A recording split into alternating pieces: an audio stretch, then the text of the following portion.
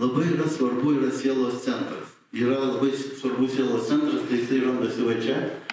Kodėl aš vakar ir minėjau, kad, sako, man kažkaip aš vat iš sielos gelmių, kai žmogus deda va čia tą rankytę. Ir čia, žinokit, yra faktas, todėl kad ne su vienu esu dirbęs ir esu rodęs, kaip krūtinė pa žmogų šokinėja. Tiesiog jis guli kaip nuo elektrošoko. Ir net nufilmuotų ten tų dalykų.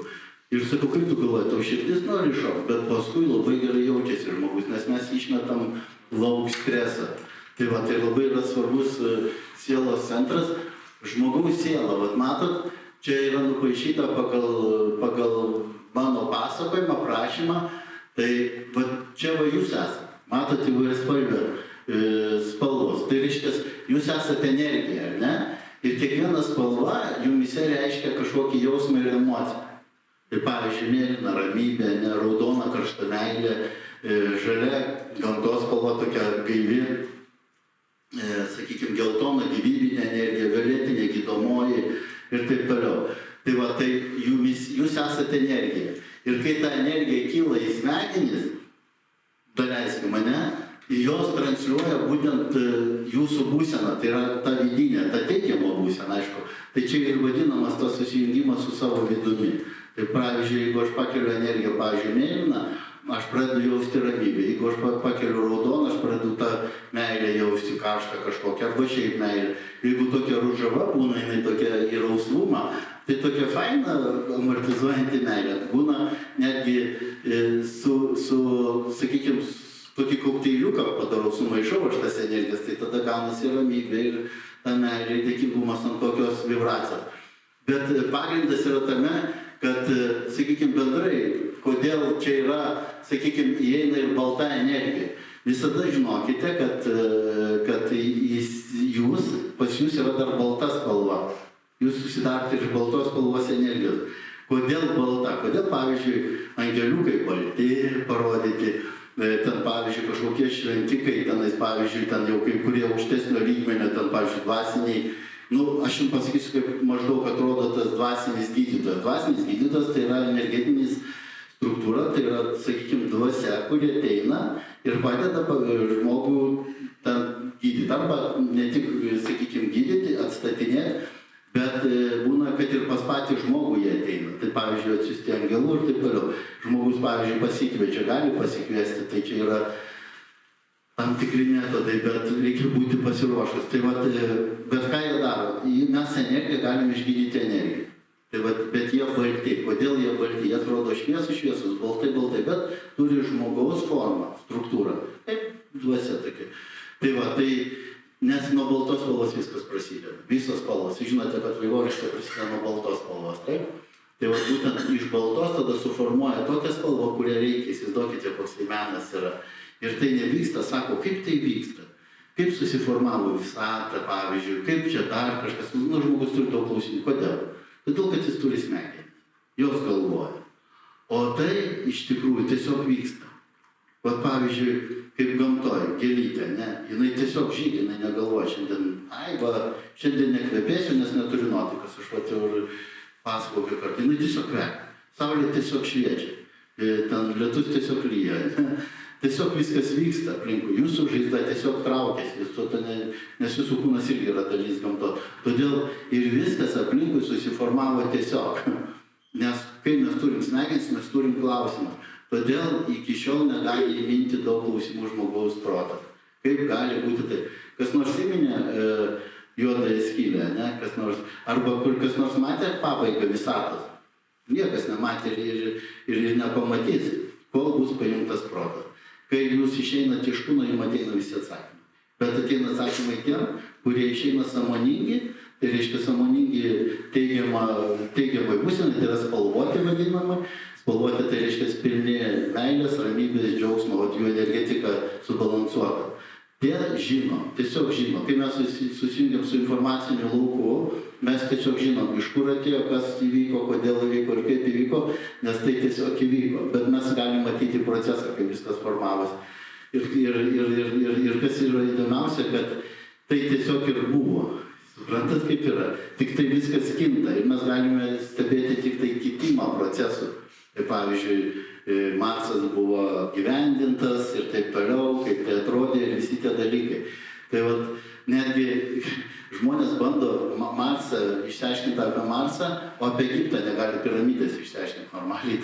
Tai kur tas lygmuo siunčia milijardus, kiša į, kad kažkokį zondą nusiųsti tenais ir kad sužinoti, paimti tos mėginius, ir ką jie duos. Čia toks azartas gal kaip. O iš tikrųjų, tai gerai, jie duos ten kažkokių žinių, kad ten buvo vanduo arba ten dar kažkas yra, bet esmė ne tame, esmė tame, kad jie ir nusiūs žmogų tenais, tai nereiškia, kad jiem bus leista tenais kažką daryti. Yra dar ir, sakykime, visatos struktūros, kurios sprendžia, nes žmogus sprendžia, kad jisai gyvens Marse. Iš tikrųjų, yra toksai, kaip pasakyti, kosmoso pavadinkim, kosmoso toksai kaip taryba pavadinkim, kuris sprendžia, kur tas žmogus bus, ką jisai darys. Ir aš jūs galiu nuraminti, žinokit, nei viena atominė bomba ar dar kažkas nesprogo Žemėje be aukščiausios žinios, kaip aš sakau. Todėl mes visada galvojam, kad bet kas gali ateiti ir tą knopkutę paspausti. Kažkaip mes pamirštam, kad yra aukštesni dalykai, aukštesnės jėgos. Ir dėl to žmogui yra neramu, nes jisai iš tikrųjų to netiki, jis galvoja, kad tiki ir nepasitikė tada. Ir ta situacija, nepasitikėjimo situacija, reiškia, netgi šiandieninė, tai reiškia nepasitikėjimas aukštesniais procesais. Tai sako, kokie čia aukštesni, jeigu tenais vyksta tokie dalykai, jie visada vyko. Sako, anksčiau buvo laikai, bet tai laikai buvo. O anksčiau tai, o dabar pažiūrėkit, kariauja, ten puola, Sakau, anksčiau susipykdavo, kirviai kaktai statydavo, vidurį baro išeidavo. Tai sakau, laikai būdavo, arba pakardavo vidurį aikštės ir visi ploja. Ir tie, kurie ploja, net neįtarė, kad kažkuris iš jų bus sekantis. Nes buvo tokių vaizdinių, teko ištraukti, pavyzdžiui, vieną tenais, man atrodo, 16 amžius. Įmetė į tą 16 amžių, tenais reiškės, nes suprantat, kaip yra informacinis laukas, kuriame viskas dar vyksta, energetinis informacinis. Ir ten yra užkabinti žmonės, yra labai kaip žmonių dvasios, energetika ir taip toliau dvasiniai kūnai. Tai įsivaizduokite, reikėjo ištraukti tą, kuris bus sekantis. Ir labai įdomiai, reiškias, aš atsirandu, aikštė, minia, apsirengimas aiškus, manęs vis tiek nemato, nes aš vis tiek esu kitoks. Ir įsivaizduokite, žmogų ruošiasi pakart, ten visi ploja, tenais reikia, pakart. Ir aš matau, net minioju, tu būsi sekantis, rodo. Ir paskui tas, kurie atėjo paimti, jisai, kodėl atėjo paimti, jisai ten buvo. Ir tai net yra, kaip pagal įstatymus draudžiama aukštesnius dalyvauti. Nes, kaip sako, kaip pas mus yra, sakykime, nežinojimas įstatymų, neatleidžia nuo atsakomybės. Tai jeigu jisai tenais dalyvavo, reiškia, yra proceso dalis. Jeigu jis yra proceso dalis, reiškia, jisai bus užkabintas. Bet kadangi jisai nereikia, nestaugia ten, kad kar, todėl jisai po kurio laiko, sakykime, suvokęs, išsivalęs, jisai gali grįžti vėl į kūną fizinį. Bet kad jisai grįžtų į fizinį kūną, jo visus dvasinius kūnus reikia surinkti. Ta prasme į vieną. Tai vienas iš jo iš dvasinių kūnų buvo ten užstrigęs. Ir mes jo negalėjom paleisti, žodžiu. Ir gaunasi taip, kad, o jisai stovi. Ir viskas, aš jį pasiemu leidėm. Ir aišku, ten yra trukdžiai, puola, ten yra kitas dalykas, tokį kupolą užsidarai, tiesiog tu jį permeti kitą išmatavimą, ten jau paskui atiduodi, kaip sako, Dievo valiai, ten sutvarko ir jisai gimsta. Bet kas yra įdomu, kad jisai gimsta jau irgi su karma, su to tokiu procesu ir tokiu nerimu ir tokiu nesupratimu, kas su juo vyksta gyvenime. Tai ką aš jums norėjau pasakyti, kad yra labai svarbu suprasti vieną dalyką. Kol mes gyvenam, kol mes gyvi, mes žinom maždaug priežastis. Kodėl mums nuotaikos sunkios, kodėl mes susirgam, kodėl visokių dalykų vyksta, ne? Tai būtent mes žinom ir mes galim juos tvarkyti kūnuose, tai yra labai svarbu. Ir, pavyzdžiui, linkę žmonės į savižudybę, jie nesupranta, kad jeigu jie pasidarys savo ką nors, reiškia, jie klaidžios, aišku, čia 100%, bet jie nieko negalės pakeisti. Kol kūne jie gali pakeisti. Ir jie įgauna būseną tokią, kuri buvo pati sunkiausia jų gyvenime. Tai įsivaizduokite, viskas susikrauna, kas yra sunkiausia, ir į tą dvasę. Tai vat netgi teko ir, tarp kitko, ir su Šapranausku bendrauti po. Tai aš jį šiek tiek ir taip pažinau, bet teko bendrauti. Tai vat irgi ne kažką buvo jam, bet kada nors papasakos. Tai vat labai įdomus procesai. Tai va, turi atbūti tas žmogus. Tai vat tenais jis gali staukti, rėktis ir vis tiek turės atbūti. Ir yra duodama galimybė gimti. Tenais nėra laiko. Tenais gali praeiti, sakykime, pavyzdžiui, kaip aš, pavyzdžiui, tenais man praeina kažkur, mano laiku kažkur 10 minučių, kol aš ten viską susitvarkau ir grįžtu į kūną. O čia jau žiūri, kad jau praėjo kokias 3-4 valandas. O būdavo kaip kominės būsenos, tai arba bendrai, sakykime, kominės, tai pavyzdžiui, tau atrodo, kad įvyko akimirka, o čia praėjo kokias 2 paros. Tai labai įdomi, tai todėl, kad ten nėra laiko. Tai va, tai mūsų siela yra labai svarbu. Kodėl aš tai sakau? Todėl, kad sielos centras, siela yra failai. Visi jūsų gyvenimai surašyti į tos failus. Va, ir aš pasakoju žmonėm, kad yra juostelės ir kiekvieną kaip medžio, va, paimkim, nupjauna medį ir žiūrim, kiek jie metų, ne? Tai, pavyzdžiui, jūs nugyvenat gyvenimą ir tenais failas užsirašė. Ir aš kaip ir minėjau, kad ką čia žmogus daro, kodėl jisai čia gyvena, jeigu jisai va šitą energiją, ne kam jam tas kūnas, ką jam čia vargti ir taip toliau. Bet mes žiūrim iš tos vargo pusės, iš minusinės pusės, kad tipo vargstu kūne man sunku. Bet jūs įsivaizduokite, kai jūs praeisite savo mokymus, sakykime, išmoksite naudoti smegenim, kurios veiks 100%. Nes dabar, kas tos procentus reguliavo, įdomu, ar ne? 5-6% maždaug taip, ne? Ir dabar krenta, tarp kitko. Krenta dėl to dirbtinio intelekto, dėl to, kad žmonės tampa neberaštingi, dėl telefonų, kompiuterių ir taip toliau. Žmogaus smegenys, tai netgi mokslas tą parodė, kad kinta smegenys ir eina žemyn. Ir žmonės pradėjo, ta prasme, žmonė būtų labiau išsivyščius, nes, sakykime, kada sustojo vystyti? Tada, kada atsirado raštas. Suprantate, pradėjo užsirašinėti, dėliotis, lengvina smegenim darbą. Čia tas pats, kas su raumeniu, kaip sakau, kai mes jį pradirbinėjom, tai jisai vystosi, kai sustojom, jisai atrofuojasi, ne? Tai va taip pat ir su smegenim, čia yra raumeninas. Tai jūsų siela yra failai ir kiekvienas gyvenimas yra ta juostelė po failą. Ir būtent tai įsivaizduokite, kiek pas jūs yra failų, pas jūs, kaip sako, ten 8, 6 girdėjau, ten 12 gyvenimų. Sakau, ką jūs čia šneka? Mes begalybėj gyvenam, kokie 6, 8, 12.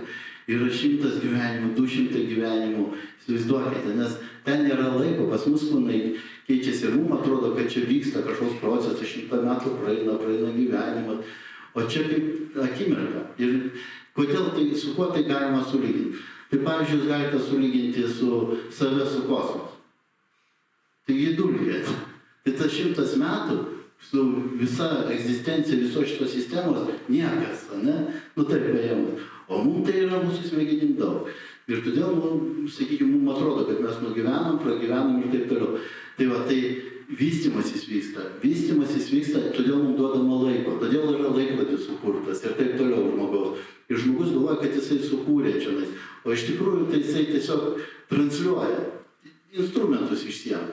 Pavyzdžiui, visos knygos parašytos, netgi daugumoje yra ne tos, kurios yra sukurtos ir sugalvotos. Žmogus tiesiog jas surašo kažkurį gyvenimą, netgi galbūt savo. Ir suprantat, kaip ir kartuojasi, žmonija gyvena ne vieną kartą žemėje, jau apie tai netgi mokslas irgi pradeda kalbėti.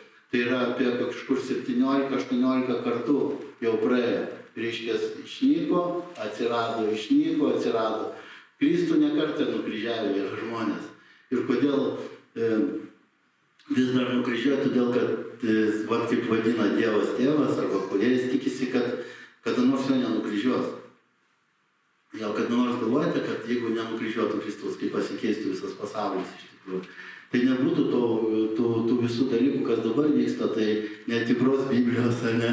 Ir taip toliau viskas būtų tikra, bet žmonės buvo dar nepasiruošę tam ir galbūt kažkada bus pasiruošę. Tai va čia labai įdomus procesas. Tai aš kalbu apie tai, kad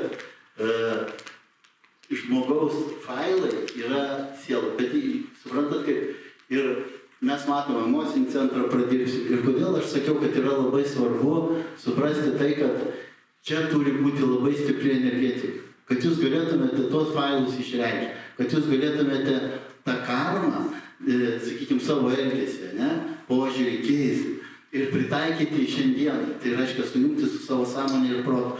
Mes su protu negalim prasmingai nugyventi gyvenimą, vien tik protu.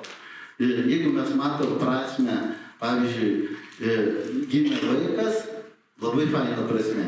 Bet prasmė yra ne tik tai, kad gimė vaikas, bet koks aš tą vaiką auginu, Kaip aš sakiau, kad labai svarbu, sako, aš noriu vaiko, būna, kaip ir vakar nedapasakojau to dalyko. Ir daug moterų ateidavo ir ateina ir kreipiasi ir aš sakau, čia ne daiktas, aš noriu turėti vaiką, Čia ne batų pora, sakau, ar tu pasiruošęs būti moterį? Va čia yra. Ar, sako, nori turėti draugą, sakau, turėti tu negali. Ar tu pats pasiruošęs būti draugu? Taip pat ir tėvu, aš noriu turėti vaiką, sakau, tu gali būti, pagalvoju apie tai, kad tu gali būti tėčiu, tam pamylinčių, saugumą suteikti tam vaikui, apie tai, nenoriu turėti, čia tam nedaiktas, sakau, tai pažiūrim iš kitos pusės. Ir labai faina, kai mes tą sprendimą padarom ir mes būnam tėčiais mamom, o neturim vaikus. Tai yra, reiškia, kažkokiu kaip daiktas, įsisavinimas asmenybės žmogaus, kuris turi visai kitą pasaulį, savo jausmus, jisai turi savo pasaulį. Bet ką mes padarom, mes, įsivaizduokite, mes būnam tarpininkais, kokie žmogus turi galią suteikti gyvybę kartu su visom tom aukščiausiam jėgom. Tai koks vyksta stebuklas, jau tas vaikas su nagais gimsta, aš kaip žiūriu su plaukais. Čia yra stebuklas, realus stebuklas. Tai įsivaizduokite, jūsų kūne vyksta tokie procesai, dar vienas auga kūnas, Nu taip, jeigu pagalvot logiškai, nes mes taip standartiškai mąstom, gimėm, fainai susiformavo. Bet jeigu pagalvot, koks tai procesas, tai yra dieviškas procesas, realiai dieviškas. Ir tada tam žmogui, kuris tą vaikutį išleido į gyvenimą, į pasaulį, jau reikia būti kaip tam, sakykime, Dievo atstovui, jam suteikti meilę, šilumą, būtent visus tos dalykus ir duoti jam galimybę pasirinkti procesą gyvenimo, tai kelią, jausmus, leisti jam klysti, kai prašo padėti, kai reikia padėti. Man sako, aš labai myliu savo vaiką ir aš labai, sako, jo rūpinuosi ir Aš sakau, suprantat, tai yra netoli nuo sugadinimo. Mes kaip perdėtai rūpinamės, mes tiesiog atimam iš to žmogaus galimybę pačiam kažką pradėti daryti, gyventi. Ir kai sako, aš ten super mamytė, pakakojam, pasisiojam, pamiegojam, bet sakau, o kur tas kur jo tas įsibrėžimas, suvokimas, išjautimas to pasaulio, jūs turite pasiruošusi paleisti. Tai aš ruošiu, sako, į mokyklą leidžiu, ten, sakau, ne, per emocijas, per jausmus jūs turite išgirsti. Vaikų reikia leisti, kaip pajausti.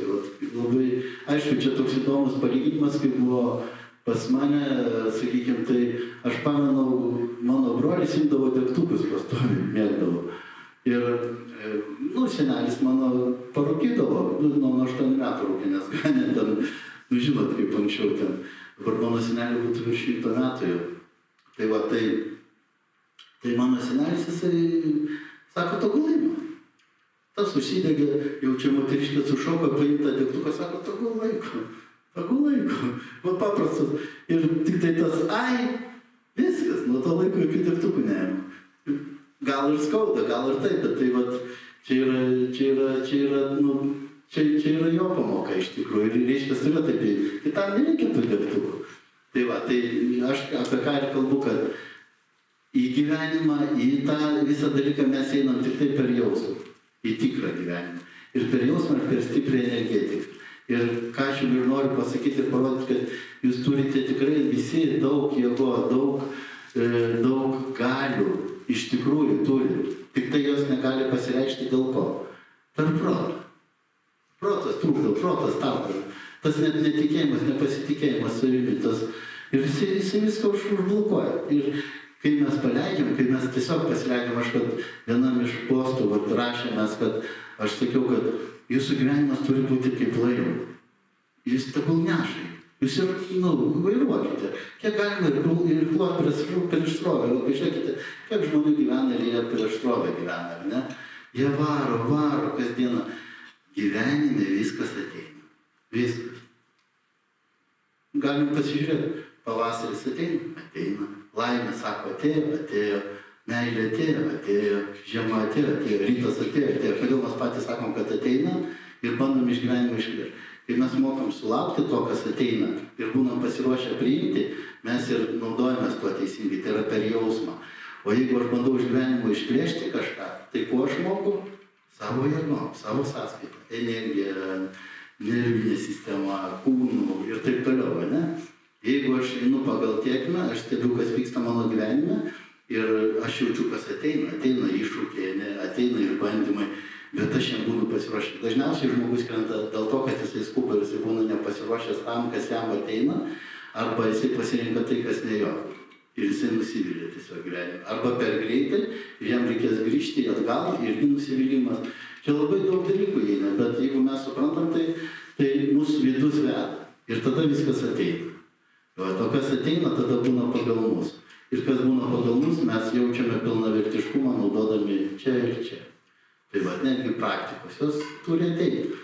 Man, pavyzdžiui, iki 30 metų vienoks kelias buvo, paskui atėjo kitoks. Atrodo iš šono grupiai, bet aš visą tą kelią jaučiausi labai gerai, netgi pačioj pradžioje, kaip žmonės žiūrėjo mane ir galvoja, va Jėzus, koks vargšiukas.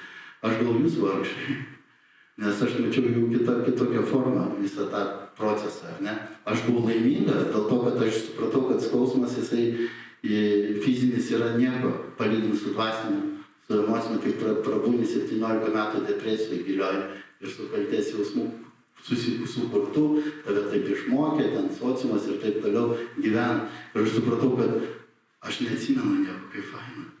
Reiškia, aš dėkingas tai lygai, tam procesui, nes aš neatsimenu nei nerimo, nei kaltės jausmo, nieko.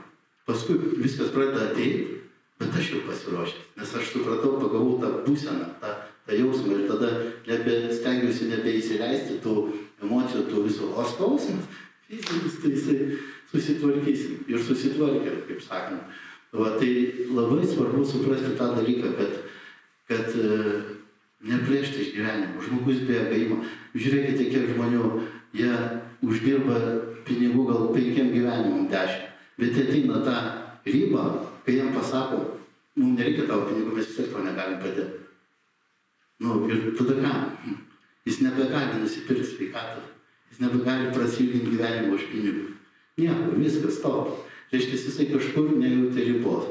Ir jisai savo kūną ir gyvenimą pardavė už pinigus. Taip išeina.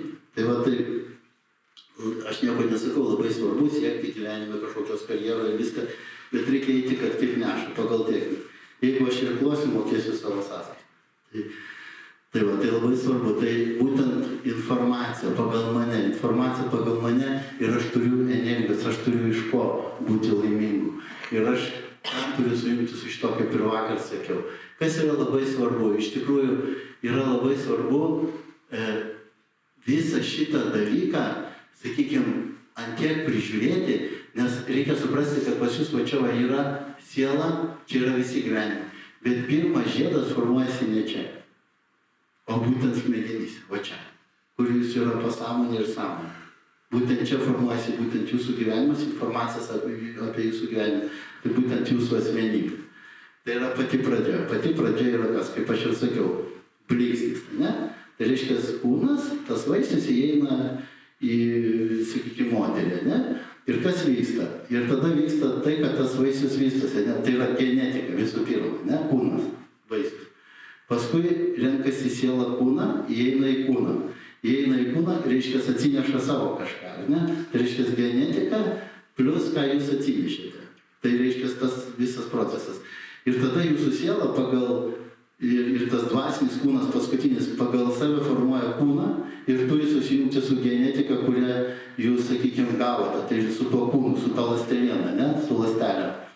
Tada trečias etapas, jūs gimstate. Ir tada jūs gimstate su nuliu informacijos smegenyse, ne? Jūs nemokat vaikščioti, tada mokomės mes visi. Ir tada jūs pradeda programuoti. Tai va trečias. Ir ketvirtas etapas, kaip jūs iš viso to gyvenimo, koks jūs susiformavo, kaip asmenybė. Tai va 4 etapai svarbiausia. Ir va iš visų šitų etapų yra vienas svarbiausias etapas, tai yra sugrįžti į pradžią, kai jūs augat, kai jūsų jau nebeprogramuoja, tai reiškia nepasiduodam programavimui, o pasijungiu prie savo vidaus, tai pagrindinio vedžio. Ir pradedu jausti. Ir pradedu save pagal savo genetiką, informaciją, ką į mane įrašė, formuoti asmenybę. Tai reiškia dvasinę būtybę, gyventi per jausmą. Ir tada atsiranda kūno lengvumas, todėl kad jūsų vidus susilieja su jūsų fiziniu kūnu. Ir reiškia, jūs atrandat ramybę, tai reiškia saugumo jausmas. Ko žmogus dažniausiai bijo? Iš ko susiformuoja baimė? Baimė susiformuoja iš, sakykime, nežinojimo, kas bus. Tai, pavyzdžiui, žmogus bijo mirties, nes jos smegenys nežino, kas toliau. Bet iš tikrųjų nėra jos. Yra tik tai pradžia kažko, ar ne? Pradžia naujo gyvenimo, ar ne? Perėjimas į kitą lygmenį, ir kita pradžia. Tai va, ir kas yra įdomiausia, kad tokia kaip baimė, ir jinai neegzistuoja iš tikrųjų, jeigu tai paėmus. Baimė yra iliuzija, nes mes bijom to, ko nėra. Da. Pavyzdžiui, ko žmogus bijo, sako, va, bijau, kad kas bus rytoj, ne, vat kas bus rytoj, bet dabar dažniausiai jisai žmogus nebijo, kas vyksta dabar, o jisai bijo, kas bus. Bet sakau, rytoj dar nėra. Ir rytoj dar nėra, ir neaišku, ar tai bus, apie ko tu bijai, ne? Reiškia, tai neegzistuoja. Ir tada mes dar susikūrėm, kaip mes bijom, formą. Čia jau diagnozė. Tai vat galima suprasti, kad žmogus gyvendamas iliuziją, jis labai sugeba gražiai. Man sako, būna žmonės irgi daug kas sako, aš nemoku vizualizuoti. Sakau, dar kaip mokai? Sakau, va, per įdieną pavizualizuoti. Susikursi visą lauką. Ir sakau, čia yra tik tai teigiamas dalykas. Tai jeigu jūs teigiamą per įdieną vizualizuosite, tai jūs ją kursite kaip teigiamą. Tai va, kad aš jaučiuosi toksai, pagal jūs viskas formuos. Todėl taip ir sakoma, kad kaip galvojam, taip jaučiamės, taip ir bus. Tai va, tai iliuzija. Iliuzija ir tikėjimas tuo iki tokio lygio, kad tai pasireiškia fiziškai. Jeigu tai pasireiškia fiziškai per susitraukusius raumenis, per įtampą, aišku, tai ir pasireiškia tokiam formom, tai per lygą, per kitokias būsenas. Čia yra faktas. Tai ką aš turiu tada daryti, aš turiu tą vidų stiprinti, kad paveikti savo protą, sąmonę ir visus kitus procesus. Ant tiek yra svarbu tas vidus. Tai čia tik tai dalelė, ką mes turim padaryti. Tai va, informacija, sielos centras ir pati pagrindinė jėga. Kodėl mes siūnam sagą? Va čia va įkvėpiam, užfiksavom, per nugarą tuščią orą iškvėpiam. Tada energiją per nugarą įkvėpiam ir tuščią orą iškvėpiam per priekį. Todėl, kad yra galia čakra ir priekį. Žmonės daugumai praktikuoja ir atrodo, jau 8000 metų praktikom, 9. Ir jie ateina ir sako, žiūrėkit, kodėl pas nepasibaigė procesai, sako, kokią kitą praktiką praktikuoja, daleiskim, kitas praktikas. Čia tikrai ir dabar būna, ir nekartą buvo pačioj pradžioj, ir įdomu, sakau, kaip tu praktikuoji, pradžioj. Jis atsisėda ir sako, tai va, čia pradedu kvėpuoti per čakras, čia viską pasiemu energiją, ir jis čia rodo man tavo priekį. Aš sakau, kur? Už nugaros. Stuburą darai, tai stuburos čakras vystai. Tai jau kartą į mėnesį pakvėpuojam, Sakau, kiekvieną kartą to lygiai reikia kvėpuoti. Stuburas, per kurį eina signalai, impulsai, išsišakoja visą sistemą, paliktas likimo valiai ir per priekis. Tai aš sakau, gerai. Ir įsivaizduokit, siūlymas saugos, kad duoda būna, pa žmonės čakrą pasistumusią, ne, iš šono. Tai čia panašiai, jeigu pas mane čia, pavyzdžiui, saga būtų ir kabėtų. Aš čia pradedu siūti, kas vyksta, jinai grįžta į vietą. Tai jeigu aš išlavinu to lygiai priekinį ir galinį čakrą, reiškia, jos pradeda atsistoti į vietą, nes atsiranda tas vadinamas skersvėjis, energijų pasidalinimas. Kitas dalykas - praktikos. Žinokite dar vieną dalyką, kad šiais laikais, pavyzdžiui, europiečiui, lotoso poza netinka. Žinote kodėl? Todėl, kad sėdi su 3 išvaržom, ten daleiskim, įsitempęs jisai, kaip sėdėjo akmens amžiui, ir jam sunku, jisai, aš nekalbu apie visus, gal yra lankščių žmonių, viskas ok, bet dauguma žmonių pripratę kaip, sėdėt patogiai, mes europiečiai, ne, mes ant foteliukų užaugėm blinelio, net ant sumučių, su tėvais, mes mėgstam komfortą. Kuo europietis skiriasi nuo azijiečių? To, kad jisai yra žymiai jautresnis, žingeidesnis ir taip toliau. Tai va, pavyzdžiui, sakykime, Kinui pasakyk, eini dabar, pasakė mokytojas, pasakė, eini į mišką ar ten į džiunglės ir praktikuoja pirmą centrą, 2 metai. Jisai net neklaus, jisai eis ir darys. Europiečiai taip, o kodėl aš turiu 2 metų, o kodėl ne metų, o kodėl šito, o ne kitą. Jis pradės klausinėti, o kas iš to? O tai kas man tada už tai bus? Tai ta prasme, europietis, jis yra jautresnis žymiai ir žygiaitesnis, jam įdomu, jisai, kitaip galvoja. Paimkime, jis yra labai smulkmeniškas europietis, o paimkime, sakykime, irgi vėlgi Kiną, jisai hieroglifą vieną nupaišė, ten visas sakinys.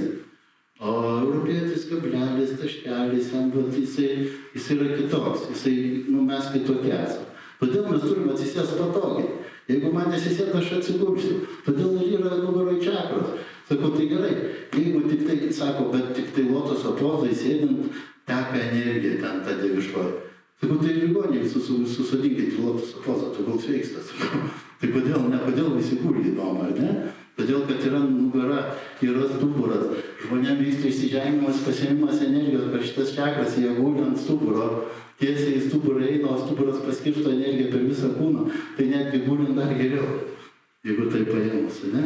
Netgi jūs ant šono galite gulėti rašoninės čakras ir žmogus taip yra sukurtas, kad jisai gali visai.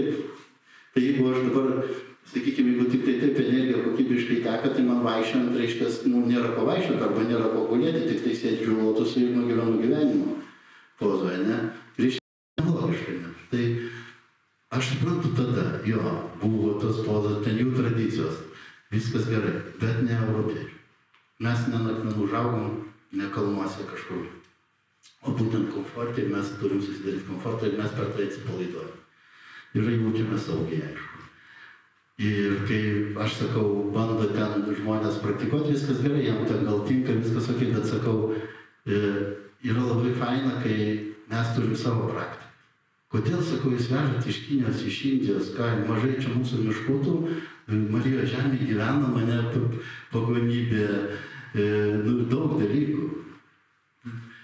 Ir mes tokią turim stiprią energetiką, pažiūrėkite tą lietuvėlę, paimkime mūsų.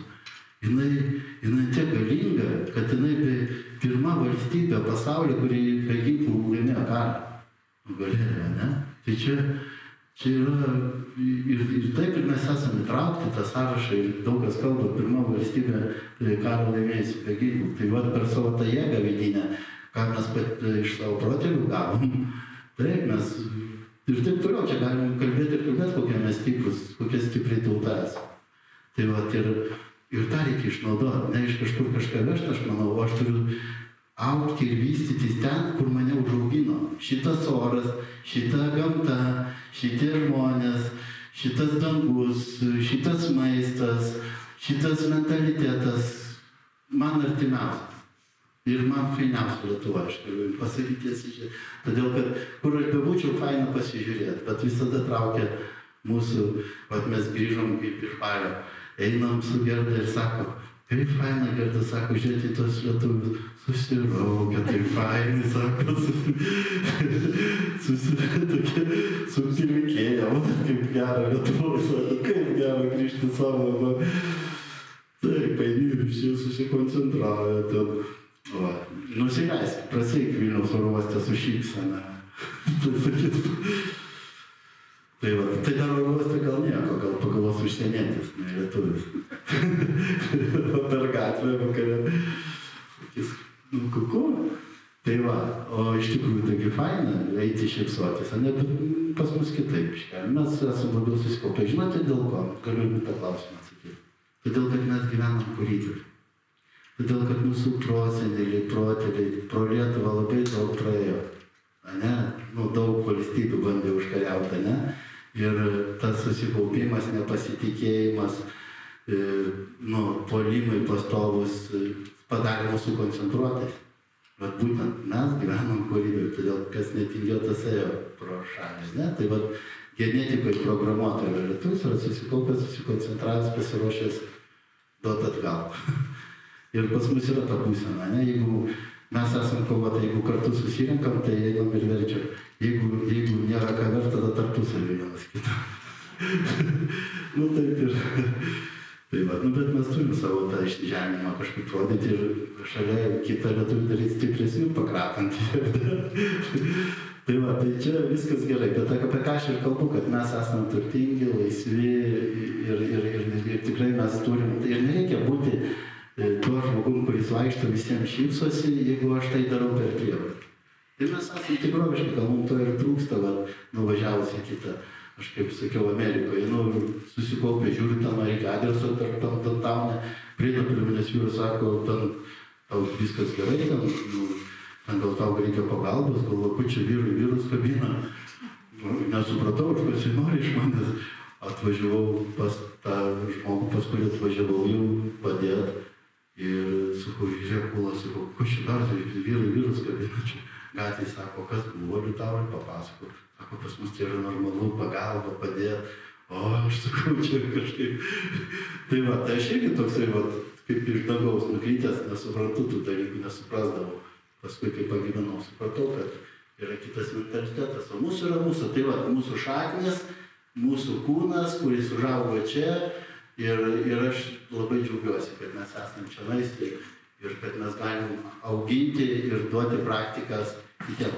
Dar vienas dalykas, Amerikoje irgi paklausė žurnalistė, sako, Liutaurai, koks tavo pagrindinis tikslas gyvenime? Arba kaip, sakykime, norėtum pavadinti šitą straipsnį, nes tenais gyvenimo stilius rašė tuo metu laikraštyje. Žodžiu, tai aš pasakiau, pavadinkite, noriu padaryti tai, ko nepadarė nieko. Ir manęs klausė, sako, o kodėl šiais laikais niekas nepadarė tau? Ką tu norėtum padaryti? Nežinau. Kaip nežinau? Nežinau, sakau, vėliau sužinosim, bet pavadinkite taip. Ir paskui, kai likau Lietuvoje, kai pradėjau čionais viską daryti, ir Latvija, ir Lietuvoje, gal tą Pribaltiką, ir ne tik, ir Liuksemburgas, Vokietija, Prancūzija, ten visur Europoje pradėjau dirbti su žmonėm, aš supratau, kad mes neturim savo praktiką. Ir tą mes dabar darom, mes dabar savo praktikas naudojam pagal savo gyvenimo stilių, pagal savo tradicijas, nenukrypdami kažkur į šalį, į kitų, ir savo. Kaip šventėm Kalėdas, taip ir švęsim su kūčiom, kaip Velykos buvo, mums ir bus tas Velykos, ta prasme, mes turim gyventi pagal savo, ar ne, ir tada mes tampam jėgą, tą vidinę, ir pagal savo tradicijas, nenukrypdami, bet stiprėti iš vidaus. Tai va yra pagrindas to, kad žmonėm parodo, kad mums nieko nereikia vežti iš kažkur, mes turim čia. Čia ir aplinkui viso pilna. Mes gyvenam tokiam energetiniam burbule, tik reikia sugebėti tai pasiekti ir sugebėti tai išreikšti.